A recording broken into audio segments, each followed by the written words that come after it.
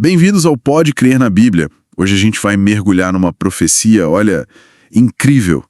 A estátua lá de Daniel capítulo 2. É uma viagem pela história. É verdade, Daniel 2 é fascinante porque, assim, nos dá um mapa da história mundial, sabe? Começa lá atrás com Babilônia. E vai até o fim, né? Exatamente, até o estabelecimento do reino de Deus.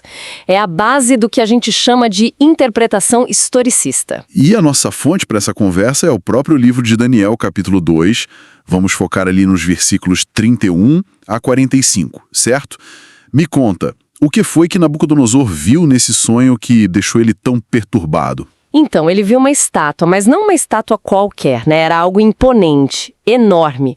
A Bíblia descreve assim, lá em Daniel capítulo 2, versículos 31 a 33. Como era? Diz assim: Tu, ó rei, estavas vendo, e eis aqui uma grande estátua.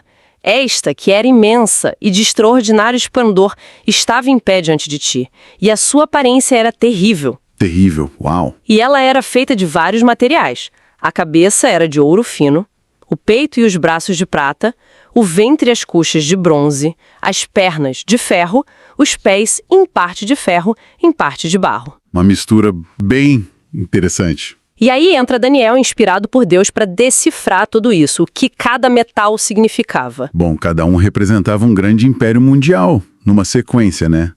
O ouro, a cabeça. Daniel mesmo diz para o rei lá no versículo 38, Tu és a cabeça de ouro. Então, Babilônia. Isso, o Império Babilônico. Depois vinha a prata, que simbolizava o império seguinte, o Medo-Persa. Que conquistou Babilônia, né? Exato.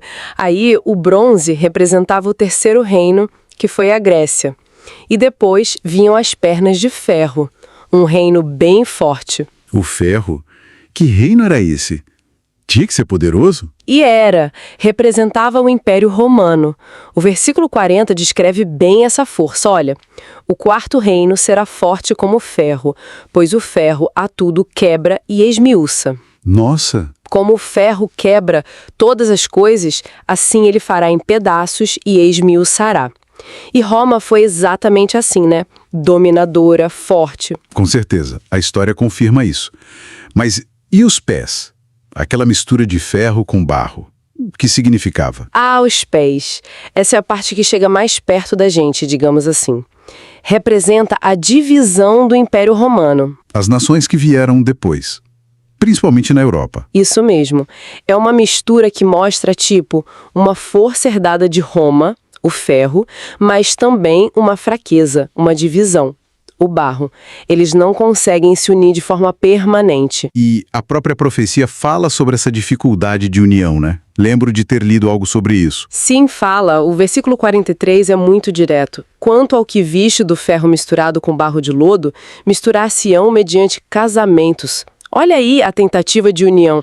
Casamentos reais, alianças. Exato, mas não se ligarão um ao outro, assim como o ferro não se mistura com o barro. E a gente viu isso na história, né? Vimos mesmo. Aquele exemplo da família real britânica é muito bom. Eram alemães, Saxe-Coburgo-Gotha. Sim, ligados a várias outras casas reais europeias. Mas aí veio a Primeira Guerra e mesmo com os laços de sangue, a divisão falou mais alto. Mudaram o nome para Windsor. O ferro e o barro. Não se misturam de verdade. Um comprimento impressionante. Totalmente. E o final da visão, o que acontece com a estátua? O final é o clímax. Surge uma pedra, mas não é uma pedra qualquer. Ela é cortada sem auxílio de mãos. O que isso quer dizer?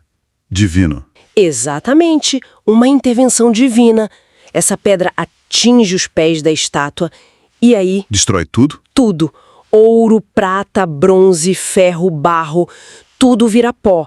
E essa pedra cresce, cresce e vira uma montanha que enche a terra inteira. Uau! E o significado dessa pedra? Daniel explica nos versículos 44 e 45. É a parte mais importante. Ele diz: Mas nos dias desses reis, o Deus do céu suscitará um reino que não será jamais destruído. O reino de Deus? Sim, este reino não passará a outro povo, esmiuçará e consumirá todos esses reinos, mas ele mesmo subsistirá para sempre. Para sempre. Como viste que do monte foi cortada uma pedra, sem auxílio de mãos, e ela esmiuçou o ferro, o bronze, o barro, a prata e o ouro. O grande Deus fez saber ao rei o que há de ser futuramente. Certo é o sonho e fiel a sua interpretação. Que mensagem, hein? Mostra que, no fim das contas, quem está no controle é Deus. A palavra dele não falha. Exatamente. Os impérios vêm e vão, mas o plano de Deus segue firme. E o reino dele é o destino final da história. Isso dá uma esperança enorme, né? Muita esperança.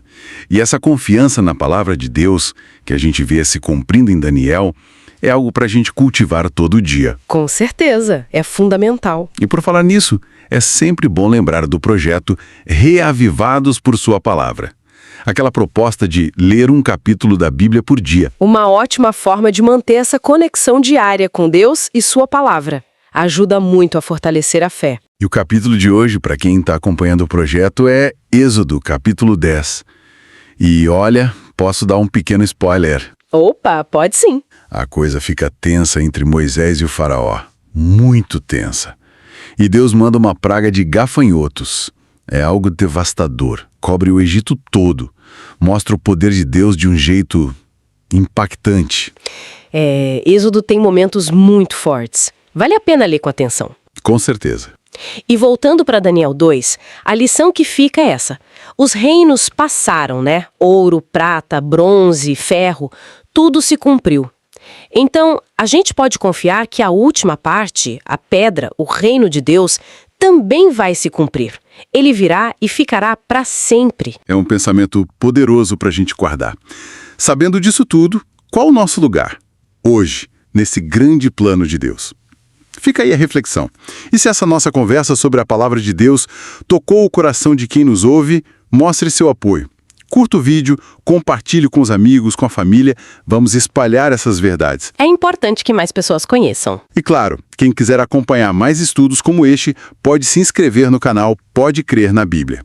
Mas olha, o mais importante mesmo é a gente continuar junto, crescendo no conhecimento da vontade de Deus que está na Bíblia. Isso é o essencial. Então, mergulhe na palavra, participe do Reavivados por Sua Palavra se puder, e a gente se encontra na próxima.